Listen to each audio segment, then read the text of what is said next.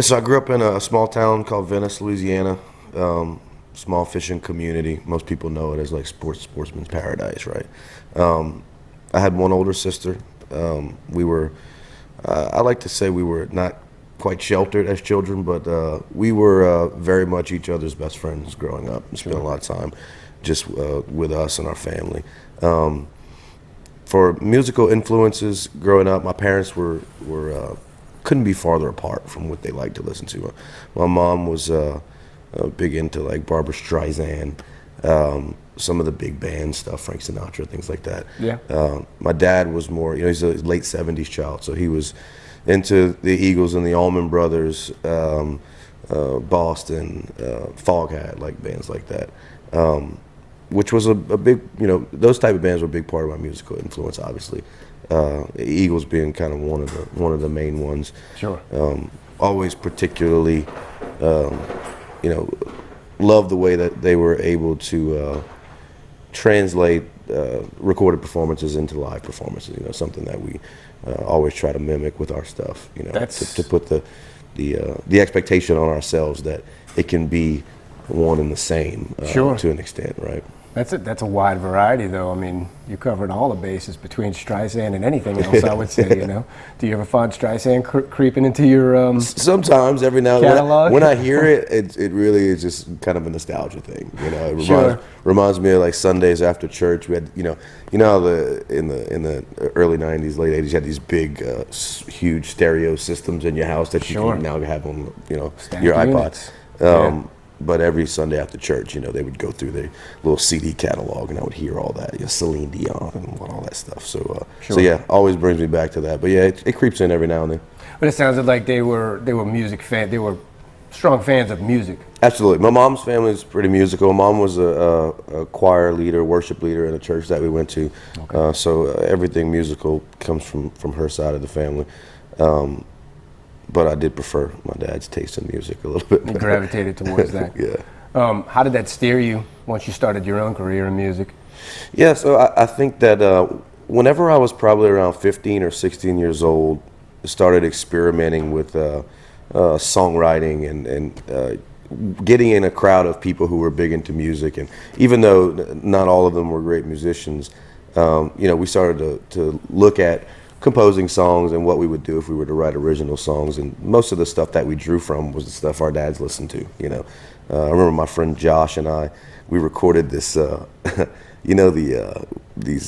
Fischer Price microphone thing. Yeah. We would go in there and we'd put these little cassette tapes in there and put the Scotch tape on top of them, and we would basically take songs on a different stereo, whether it be like a Beatles tape or something like that, and we would overdub our own lyrics and melodies on top of the stuff that you hear on the tapes. And so that's how it all started. But everything that we did was stuff that our dads kind of pulled into our lives. And the funniest part about that is I've on several occasions taped over tapes that my dad didn't know I taped over. Yeah. And he would go and put his little cassette tape in the tape player, and it'd be like Beatles Abbey Road, and it's me on there. Surprise! Yeah. I think Fischer Price was a rite of passage for our generation into any sort of musical venture Absolutely, whatsoever. Man. Yeah. That's awesome. So I saw online that you do acoustic sets, but you actually have a sizable band. Yeah, so we do. It's either or, kind of depending on the venue and the ask. Whenever Jerry and I recorded our first record together, Rust, which came out April of 2021, I don't think there was a real expectation at the time for us to actually, we didn't think anyway that we were going to play on it or tour on it. It was really just sort of a side project. And after we recorded it, you got to think about this, you're coming out of COVID, right? And people are starting to want to go back to bars and listen to music and stuff. So there was quite the push for, you guys need to get out there and play it, right? Sure. So we did that initially as like an acoustic duo, and we'd play the record and then, covers and requests and stuff like that. And I got, I talked about it yesterday, I got kind of bored of it pretty quickly. And so at some point, I'm not sure how the conversation started, but we started to add pieces here and there. Added a cajon player and brought in like a keyboard player, and then finally was like, man, let's just do it. Let's just go all out. So you were integrating new pieces into a performance of an album that was only recorded as a duo? So the album was recorded as a full band, but we only performed it as an acoustic duo initially. Gotcha. And you know, it's just, you know, you want to hear the whole thing, right? So sure. we were able to at some point, you know, pull in some of the great musicians around this area, you know, and said, look, we want to pull this off as a full band. You know, you guys interested? And you know, we found the right group of guys and started playing and kind of touring on it as a full band. So you got a full-time solid lineup now. Absolutely. Yeah. Who's playing what? Give a rundown for everybody. So Jerry's playing guitar, guitar and vocals. Last name? Jerry Martin. Martin. Okay. Mark Kravanik, he's from Houma, lives in New Orleans. He's a bass player.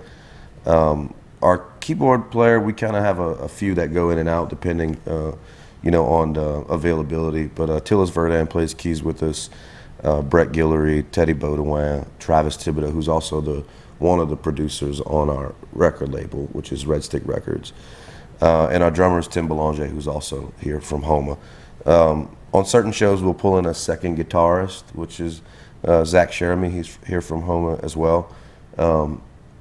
Just depends on the size of the show, sure, and size of the band. You know, we did the album release show in Lafayette for this latest record, and you know, we brought in horn section and everything. So depending on the size of the show, we've got kind of a lineup that we can call out. Yeah. But the core band is myself, Jerry, Tim Belanger, and Mark Kravanik. I know that musicians feed off of the energy in the room when they're performing, the crowd, and you know, everybody's mood that night, the band, whatever. Say like for that time that you brought in the horn section, or another time where someone might have been added that wasn't their last performance, does it bring some sort of different energy? Does it feel different? You know what I mean? No, totally. It feels different. Adding that horn section is kind of the big one. You know, the last time we did it was album release party, which was early May 6th, I believe. And you know, a lot of the songs that we write, every song on our last record had full horn sections, and so to be able to perform them that way. With the actual horn lines as opposed to kind of, you know, transposing keyboard parts and things like that. Yeah. It's so much better and just really is able to translate what we recorded into the live performance, you know, so I really like that.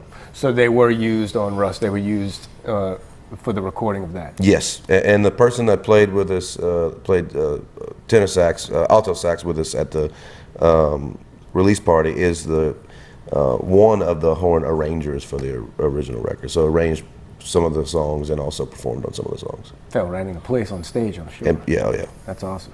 But you're still performing as a duo occasionally. You're still doing acoustic sets. Yeah, I just, you know, it kind of flip-flopped that now it's the exception rather than the rule, right? So normally we're in a full band environment. And occasionally we'll do an acoustic show. Yeah. Which actually I've grown to appreciate it more now that we don't do it quite as often, because you know there is a nakedness to it, you know, so it's pretty cool. Sure. But yeah, so I would say it's probably 25% of the time we're doing acoustic shows. Yeah, I had seen your upcoming show schedule, and I saw, you know, a couple, 2, 3 acoustic nights in there, but. So the rest is with a full band. Absolutely. And that's with the brass section and everything? Not necessarily the brass section. Sometimes? Sometimes, but most times not, yeah. Okay. And speaking about your show lineup, I've seen many show announcements for Houma, but you're also getting to places like Mandeville, Golden Meadow, Baton Rouge, Thibodaux, New Orleans, and also appearances on YouTube channels. Are there any out-of-state appearances right now?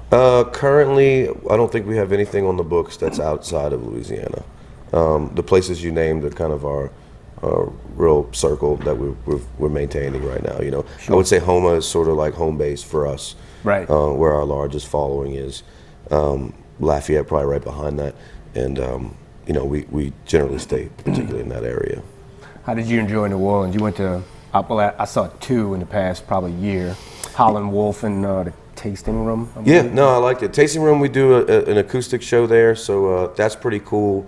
You know, it's we have a handful of songs that we play at every acoustic show, but a lot of times that turns into like a request thing. You know, it's like, can you play this? Can you play that? So that's fun. Gives us a chance to be a little more versatile and play songs we typically wouldn't play in a full band environment. Howlin' Wolf was awesome, man. I hadn't played there since like 2005, 2006, and my first time back there in years, even seeing the place. So that was pretty cool. I mean, I remember playing the Howlin' Wolf when it was where the Republic is now. Yeah, you know, across the street, right? That's right. But no, it was cool, real cool environment. We played in the Den, which is kind of the small room there, intimate setting. It was awesome, man. I really, really dug it. I've always enjoyed the crowd there. It's just unto its own. Yeah, know? for sure. And They've got their own kind of scene that goes there and kind of hangs out and just watches whatever's there. So I think that's cool. Yeah. So I guess I wanted to move on to, I guess your online presence, your presence with the fans, not so much one-on-one, but as much as online allows us to be. All these appearances are obviously gaining new fans and followers online, and that's growing for you. I think you have over 2,000 right now, like on Facebook, say. Is it hard to maintain a personal rapport as your fan base is growing, as your career is progressing? Do you find it, because I mean, some people feel pressured to put content like I have to have a post today or something. Do you know what I'm saying? Or I've got 50 comments and I haven't paid attention to one. Is it hard for you, or do you find it? Does it come naturally? Is it still at a pace that you feel comfortable with? Yeah, no, I think it's manageable now. I mean, I have the label manages my Deanna, my manager. She manages the social media. So the post, most of that stuff, we do it collaboratively as far as the content that's being posted. Yeah. But I'm engaged in it every day. So I try to reply back to people as soon as they post. I mean, we've got 10,000 or so followers on Instagram. And so, sometimes I can get kind of out of hand. Sure. But I watch it every day. So if I see something and somebody's commenting on something, I try to make sure I send a personal reply back and things like that. So it's manageable at this point. The people that have these crazy millions of followers, I don't know how they do it. I mean, obviously they've got teams of people. But, they probably have a team behind them. Yeah. But I mean, we're at the point now where it's still personal. So whenever you're sending a message or replying or commenting on something, it's me you're talking to, right? Sure. I also saw that you do, sometimes you'll sit down in front of the camera and just kind of play the guitar and sing a little bit, and I think that helps a lot too. That's intimate, that's personal. You know what I'm saying? Yeah, I think that's just to create, you want it to be your social media. I think it's cooler when it's personal and when people you can see you in sort of a stripped down type of atmosphere, something that they typically wouldn't see if they saw me live, right? Definitely. So I think that's cool, and so I don't do those as often as I'd like, but Jerry and I, man, for like in 2020, we did like 30. We did this thing, it was called Today's Episodes of Last Night's Shenanigans, and we for 30 straight days in the month of April. I think it's 2020, right? Yeah, 2020? Yeah, right after the pandemic. We recorded a song like that every day for 30 days, and it was like full request. So we recorded one, and it's like, what do you want to hear next? And we'd read the comments, and then we record another. We did it every day. We did it remotely also, so it wasn't just a live thing. It was multi-track. Right. Oh, okay. That's cool. And sometimes it was full band. I'd play every instrument, send it to him. He would video himself on his iPhone, send me the tracks. I'd make an actual video, multi-track it. That's a lot. Every day. Yeah. When it was over, I was like, thank God, that's it. Yeah. Initially, we're like, 14 days to flatten the curve. Let's just do a video every day. It's helping people, it's giving them something to do. Yeah. And we got to a month, it was like, what the hell? It's just going to continue, and then we had to stop. I did 41 videos in 30 days. Yeah, it was for you, man. It was wild. And what's funny? I mean, I don't know how y'all feel about it, but sometimes in the beginning, when I set a goal for myself, a lot of factors are arbitrary. Like, I don't have any metric to base it off of. I'm like, you know what? I think I could do 200. And then I'm not going to stop until I do 200, even if every knuckle is bloody. Like, I have to, But when we did that, we had a conversation at some point, because at first we were just doing it.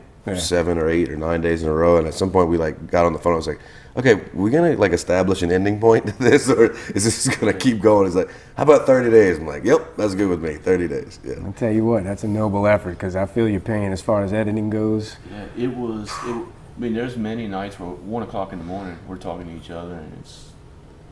Get home in the afternoon. It's like, oh man, we gotta do a song again. Got to. Yeah.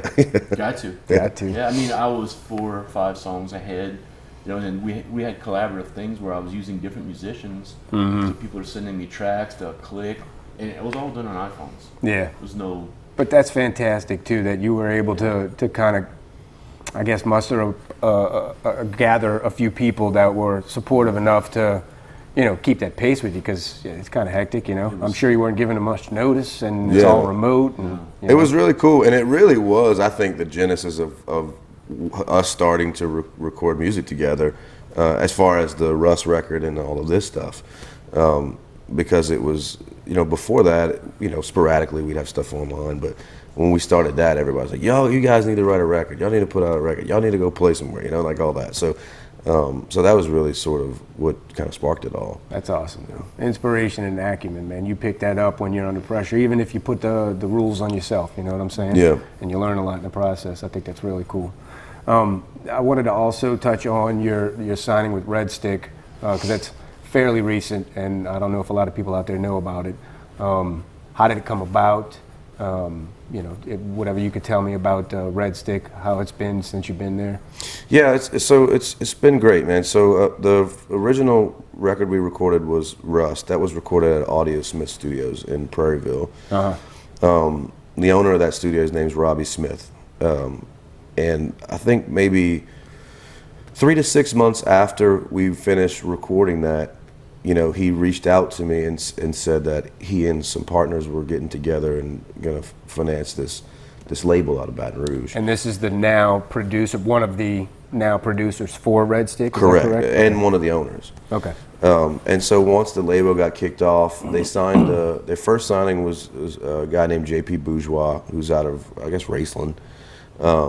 And then right around that time, they reached out to me and said, hey, what do you think about, you know, signing a recording contract with us, and let's start making some records together.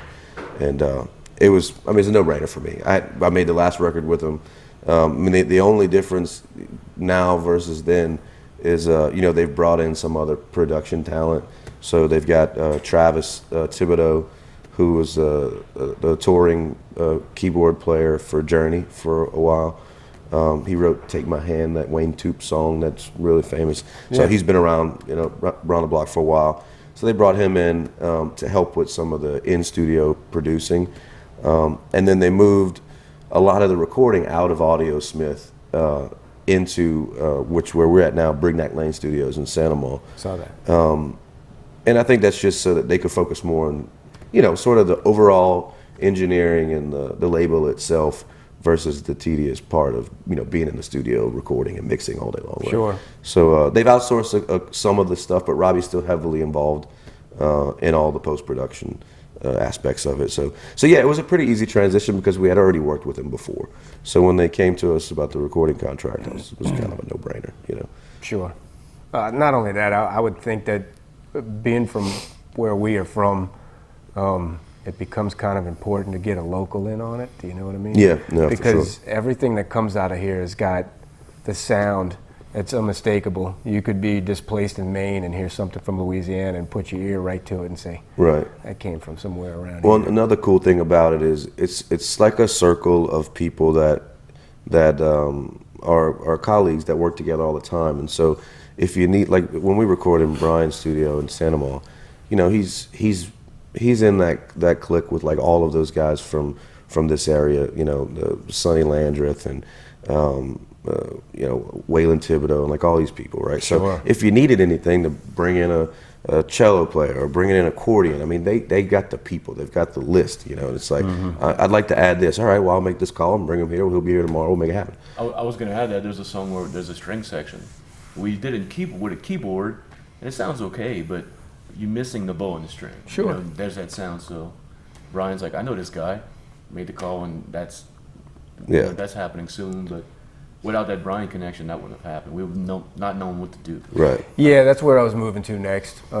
What kind of an impact it's had on you professionally and personally? I would imagine, like you mentioned, Waylon Thibodeau and a few other people. I mean, you're meeting people that you probably already listened to coming up. So, I mean, that's got to be kind of cool. Yeah, no, And, absolutely, man. These folks like this, I mean, even Jerry, I mean, you're talking about like people that were like, you know, musical heroes that are now like sitting in the room with me recording, you know, our own music. So, I mean, that's super cool, right?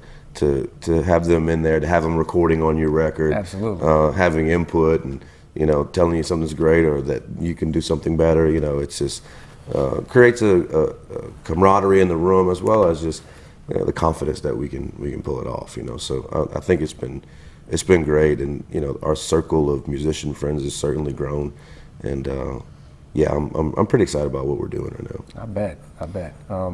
I think it works both ways too, because if you have somebody great that's going to be on your track, you know, it makes you seem that much greater when you put out your final product, but you also realize inside yourself, not saying anything to anybody else, I better step up to bat. Right. You know, Yeah, absolutely. I really got to bring. This has got to be pretty good. Yeah. So that's cool. And also, little side note, your manager, Deanna Scott, so you decide to work with her, or y'all decide to work together, but then Red Stick comes into the picture afterwards, and then Red Stick picks up both of you? Yeah, How did that work? So it was strange how that worked. Yeah. So Deanna and I, we've been working together since, I guess the first record around that time. Which was when? That was April 2021. Okay. Something like that. So she manages all of my booking, social media, all the marketing, basically my entire work life and most of my personal life. And so whenever we did the deal with Red Stick, I remember Robbie called me one day, and they needed that in their group, you know, somebody to push all their social media stuff out, and you know, just these guys this marketing aspect of their business. I mean, they had no experience in that, you know. So Robbie called me one day. He said, "Man, what do you think about me bringing Deanna on as a partner in the label, and to do the marketing and promotion and all that stuff?" And I was like, "Yeah, I think it's perfect." Yeah. And he said, "Will be any conflict for you?" I'm like, "No, if anything, it'll make things easier for me." You know, so that was basically how it happened. And then they got with each other and figured out the details of it all. But yeah, it all kind of sort of happened near the same time. Yeah. Did I get that order right though? You were first with her, and then how did they find you? They found you and approached you, or she pitched you to them? No. Just out of curiosity. So the order of things was we recorded the first record at Audiosmith, which is owned by Robbie Smith. Okay, so that's how he learned of you. Correct. Okay. And then Robbie Smith he's friends with Jerry already. Yeah, Robbie's mixed a few records that I've been involved in, so Robbie and I go way back. Okay. So we've worked together a lot. Okay. And when we were going to record this record, I suggested Robbie. He was interested, so that was the connection. Yeah, so we recorded the first record. They started the label, reached out to us about the recording contract, and then we signed with them, and then they signed Deanna after that. Yeah. I think that was the sequence of events. Am I right about this? Yeah. I don't see how it couldn't have happened. Really, looking back on it, even though it's kind of confusing, you know? Yeah. That's funny. So, okay, this is something else I wanted to talk to you about.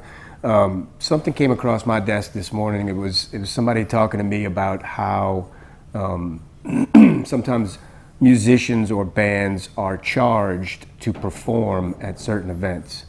I know it sounds ludicrous, but I've seen it myself. This person is in a band that they gig a lot in New Orleans, and he's seen it at 4 different places. He named them, but he's like, please don't include my name of the 4 places, and I don't wish to. But it's something that I'm going to eventually talk about, but it would be kind of centered around New Orleans because that's the experience that I've had. Is there anything like that you've ever run into out here? And this would be not just a venue per se, like a bar or a music hall. My particular experience was at a convention, and it was a music-based convention, music industry-based convention. Mm-hmm. I've seen promoters that, I mean, I thought we were on the same page, but they would have talent shows. They were talent scouts, but they would have talent shows just to be able to make it easy for them to scout, and they would charge the bands as well as whatever the door was, and they're taking both parts. So I was wondering, you know, just in any context, have you run into that in your professional I haven't career? seen it at venues specifically. You know, I know a lot of venues that kind of do this thing where it's like, we'll give you the room. You know, the venue is yours. We're not going to pay you, but you sell your own tickets, and whatever you do, you do. Okay, right? so you're working for the door. Basically, yeah. Okay. So I've seen that. Now I have heard of people paying to go on tour.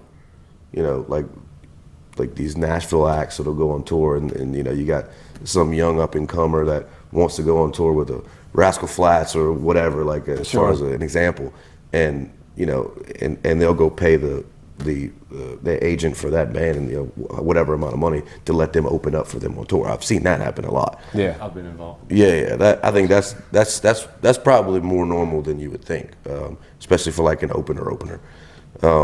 But no, as far as now, I do know that you know, I've done it before, like in a previous band. Like LAFF, Louisiana Fairs and Festivals. Okay. You know, they put on a big convention every year, and in order to have a chance to perform at this convention, which is basically like, what you're doing at this convention is you're performing in front of the people that run all these fairs and festivals in Louisiana. Right, for the chance to... And they like you, they'll book you for the fair. like 10 events or whatever. Right. Yeah. And so in order to be part of that, you have to pay to be a member of LAFF, right? Which is not a whole lot of money. So I have seen that. So there's probably stuff like that. But as far as like going to a venue and say, I'm gonna give you $1,000 to let me play here, not me. I wouldn't do it. So.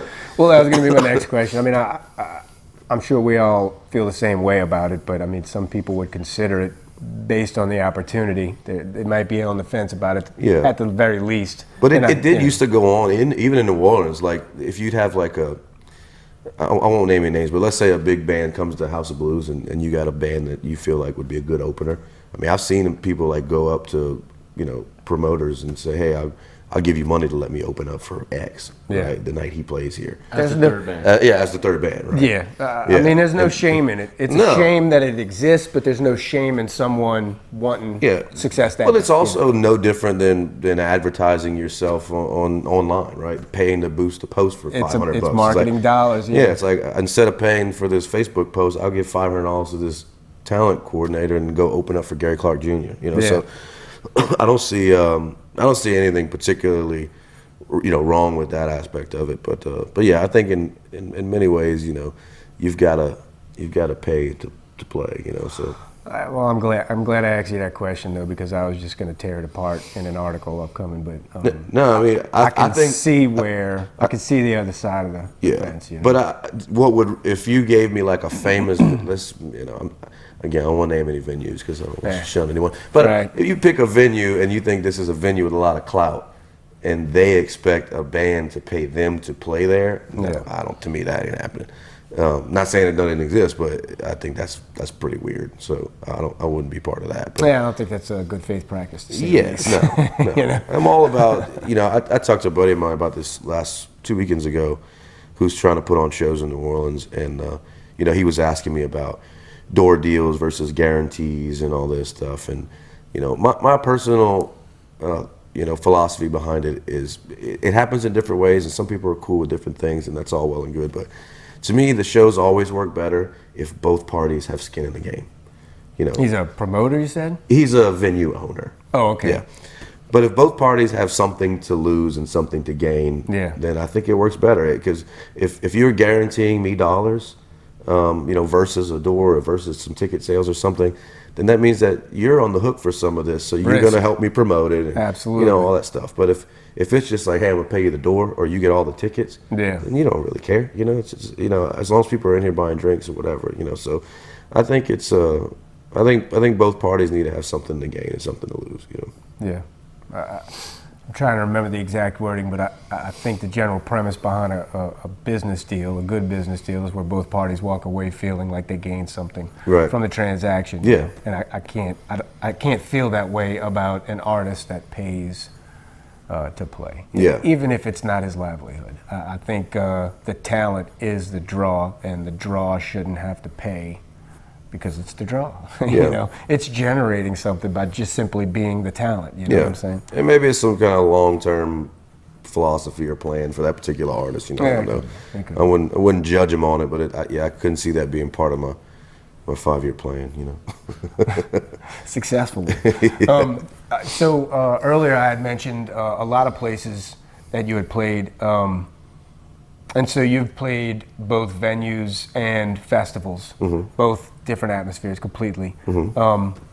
Of the amalgamation of all of these things, what's your favorite? Is it a small room? Is it a big field during the day? You know, what's your favorite? Man, festivals are hard to beat. Man. You know, it's built-in crowds. It's people excited to hear music. You know, they're there for that atmosphere. You know, the big music venue things, I also love Grouse Room, Varsity.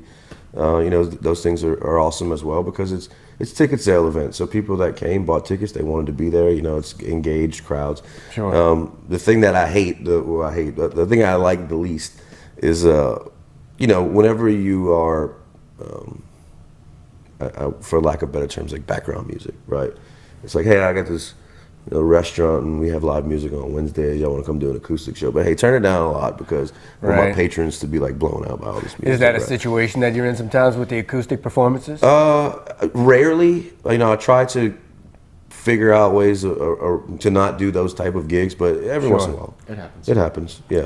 Does the instance pair with certain places, certain atmospheres, or yeah, I mean, there's certain venues that's just part of the deal. Yeah, I would guess that you know, they attract a certain customer base, and those customers. Yeah, and they want some music going on while they're talking, but you know, they're not there to see you, right? Yeah, that's just part of the ambiance of this place that we are. You know, so yeah, those a lot less interesting gigs for me. You know, just when you get the videos and you know, say, hey, I took a video of y'all doing this song last night. And all you hear is people talking in the background, you know? There's nights where, as an acoustic duo, you're struggling to even hear yourself. Yeah. And it takes everything in me to not just say, can everybody just shut? Yeah. Which I kind of have. Well, I mean, keep a megaphone for your last show. You know? Yeah. Tell them how you really feel. There's certain people like that. That like my wife can go to sleep with the TV on, or somebody can put music on while they're studying or something. I'm just the complete opposite. I can't. If there's music playing, I got 50 questions about it, and I want to know what comes next. I never heard it before, and it sounds like this, and I wonder if this guy's in that band, or, you know, I can't do it. But I guess there's some people that are of the school of music is life, and then there's everybody else. I don't know, you know. I had interviewed a band yesterday, and I mispronounced their name as soon as we started rolling camera. Baton Rouge. So through them, there was an emphasis placed on carrying forth their identity and their heritage as Cajuns. Does this cross your mind? Does it ever come through your microphone? Is it something that you intentionally delve into, or is it just a part of you, like not so much, let's say Cajun, but your heritage? Cajun was theirs. Does your heritage come through in your music, and is it intentional, or is it implied? Is it just coming natural? Yeah, I think it's probably unintentional, probably in the music, but you know, everybody from this part of the world, you know, down the bayou and all this area, you know, it certainly comes through in conversations and in the, you know, when we're being social before and after shows, sure, and in interviews and things like that. So I think it's widely known, and we even joke about it on stage, you know, about you know, the Leeville OG, and I'm from Venice, Louisiana, so people know that, you know, we're, you know, Cajuns at heart, you know. So I think probably less so in like the recording of our music, but certainly whenever you're hanging out with us, you know. Yeah. But yeah, no, I think it's certainly an unintentional, you know. I bring it up, and not so much to like label you as a Cajun. It was their cross to bear, or their badge. Yeah. You know? It was something that they mentioned, but it just brought to mind heritage in general, and like I think before we started recording, maybe music that comes from this region has a certain sound to it unto itself, and I think that's got a lot to do with our own heritage and the influences that kind of shaped this our version of civilization, I guess. You know what I'm saying? And I feel like musicians in general, just like you absorbed music from your mother and father when you were growing up, and some of it came out in later years. I feel like some of our heritage comes through, some of our customs come through, and like we said, if I was in a different part of the world and I heard something that was from a southern region, maybe even Louisiana, I might be able to put my finger on it and be like, that sounds like the music that came from where I grew up. Right. And I value it. You know what I'm saying? I think it's unique, and I was going to ask, if it comes through in your music, in your opinion, and if you felt like it did, do you feel like it helps you to bring something different or put something different back out into this musical landscape, because we're dealing with a global industry. You know what I'm saying?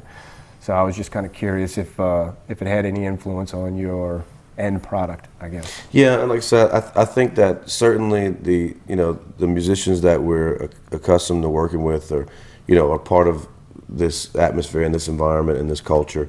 I think end product, just because of the type of music that we're doing, is probably a little bit less of that in what you hear. Because it's not, I would say, traditional, like Cajun, Zydeco, that type of genre. Right. We're sort of outside that bubble. Yeah. But you know what? If somebody came to me and pointed a finger at it and said, that sounds like it was recorded in Louisiana, I wouldn't mind, Well, I'll say you first. Describe to everyone how you would say categorize your music. And I hate to ask anybody that, because it's a real pain in the ass question. You feel like you're being pigeonholed, and people are like, I'm these 15 different things, and you could be part of all 15 of those things. But just for anybody that hasn't heard you, maybe describe to them what kind of music you write. Yeah, I think, from record to record is going to be a little bit different. I think first record was like a mixture between country, blues, and contemporary R&B. Okay. And I think this next record is going to be a little bit more on the pop side of things. You're still going to have a lot of the feel of that contemporary R&B stuff from the first record, but a little bit heavier on the pop side of music for this next go around. And intentionally, I wanted to, when we do each record, I want them kind of to be signature, to be ours, right? Sure. To have our signature on it, but to also kind of, for one to be different from the other, and not so drastically where it sounds like completely different people. But no, I think we did it purposefully that way. First record was really bluesy, really kind of a lot of country feel in the melodies, but the big horn sections in every song, and in this record, probably less of the big horn arrangements, more of synth drums and loops and things like that we didn't experiment with a whole lot in the first record. So okay. I think it'll come out once it's complete as a little bit different sound than the first one. So for me, as the person who writes the music, the way this starts, it starts with a lyrical idea and a story and melody, which to me drives the direction. Okay. So the first record had its own thing. This one has a completely different thing. This record is an entire story. And I knew the story going in. We had those conversations. I knew the lyrics. So that steered direction. Mm-hmm. So that kind of drove the melodic content, the chord structures. And as we're moving to the third record, I kind of know what it's going to be. So I'm already starting to think this is going to be more of a party record. More up-tempo, more dancey. So that kind of drives, I think, musically where we go. Yeah, absolutely. It's funny when you think about, let's say, the intended mood of a record, or the intended genres, as we were talking about, of a record. Certain instruments are as implied as necessities, and others are okay, but not so much, and then some are absolutely not. Like you expect to see or hear, rather, certain instruments, I would believe, in a stupid example is if we're listening to the symphony or something very moody, it's probably going to have some strings in it. But I mean, if it's up tempo, maybe not, unless we're getting to a bridge or something. You know what I'm saying? And yeah. They all kind of find their own way into this process. So that'll be interesting to hear, because throughout the different albums, if you're changing up what genre you would say it goes into, then you're going to have different lineups moving from album to album. Yeah, no, for sure. Different That's people happening now. contributing on different instruments. Yeah, no, for sure. Different people. I mean, we're calling on different people now, just based on what we're trying to get the end product to be, and who we think would be better suited for this particular type of style or song or whatever. Right? Sure. Great point, because moving forward, we've already reached out to new collaborators on the next record,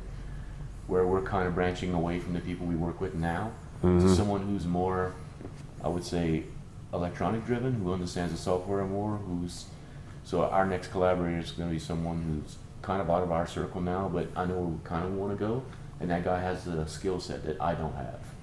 To find these people? To find the sound. Okay. To more MIDI, more dance driven, more. So it's like an interior designer for your record. Yeah, exactly. That's cool. Yeah, so I kind of know where I think we're going next. Yeah. I don't have that skill set, but this guy does. Still in all, though, I mean, delegation, you sound like you know what you're doing already and you're not even there yet, so Yeah. that's pretty cool. I wanted to ask you, in closing, what is in the near future for you and professionally, and also further down the line? I know that in the near future, I don't know how much has changed with your intent, because recently you've made some big changes, being signed to a label, you know, and taking on a manager, and I was curious how that's going to impact the near future. What do you think it's going to look like?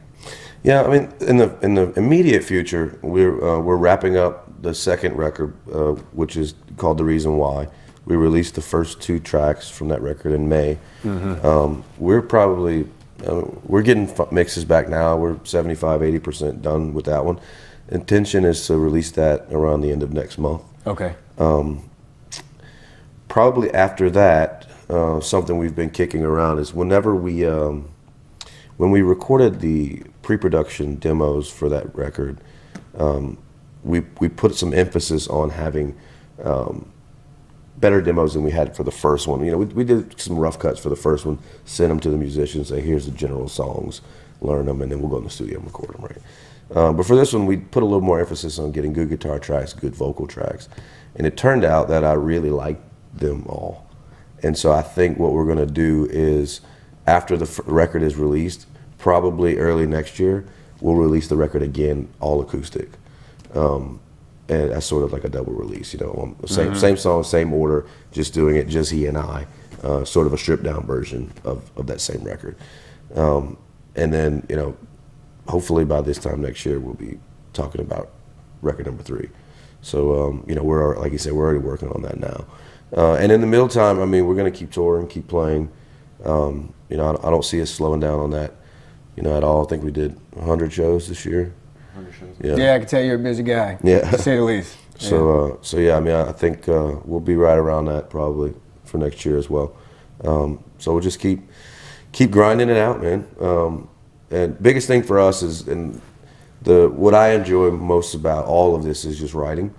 And you know, my time with Jerry in the studio writing songs is really what it's all about for me. So as long as we can continue to do that and support that with shows where we can, I think that's a short-term plan, you know. Sure. So certainly excited about next year for sure.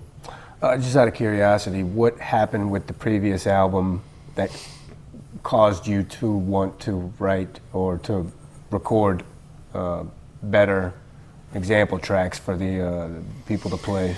So one thing was, whenever this is a long amount of time, that the elapsed time that goes from when you record the pre-productions to the time you get in the studio, okay, and start recording. And so I had to listen to those pre-production tracks, you know, over and over again until we went and redid them.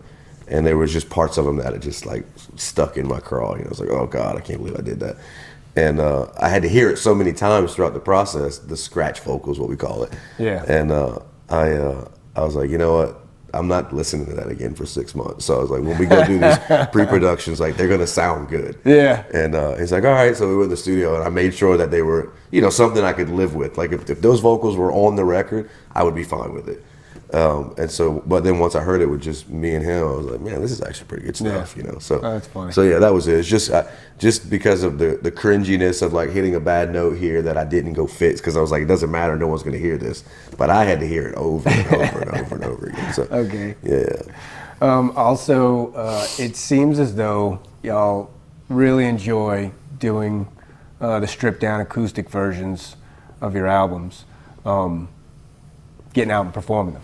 What are you going to do after this next album comes out and there's so much synthesizers involved? Yeah, I mean, we still, I think that would probably be a better question for the next record, because I think it's going to be a little bit more electronic than this one. That's what I'm saying. He said he was getting somebody else to help. So even this one is a little more than the last one. So, but it still can be done on guitar and vocals. But yeah, I mean, I think it's something we got to probably figure out. You know, we may have to bring in when we do these acoustic shows, like some kind of MIDI player, keyboardist, or something to try to replicate it in a scaled down environment without the big production of everything. So haven't really thought that through yet, but that is a good question. Yeah. Yeah. We can edit that out. Yeah. It's cool. We do like that 21 Pilots thing, you know? It's a laptop? Yeah, just a laptop. Yeah. No, that's cool. That's you can leave it. I like that. I think it's something we certainly need to figure out. Sure. All right. I think that's about it, man. Unless you got something to add. I did. I take that back. I did want to mention that you do have your own website. Maybe you could tell them where to find that, because you've got music and merch on there. Yeah, so the website is www.mjdardarmusic.com, I think. MJDARDAR. Yeah, MJDARDAR. Instagram @MJDardarmusic, Facebook the same. And if you go to the website, typically the concert schedule is updated, but most of our kind of live stuff is done on social media every day. So week to week, month to month, we're posting where we are. So. Sure. All right, cool. I think that's it, fellas. Appreciate it. Thanks, man. Appreciate Yes, it. sir. Absolutely. Appreciate it.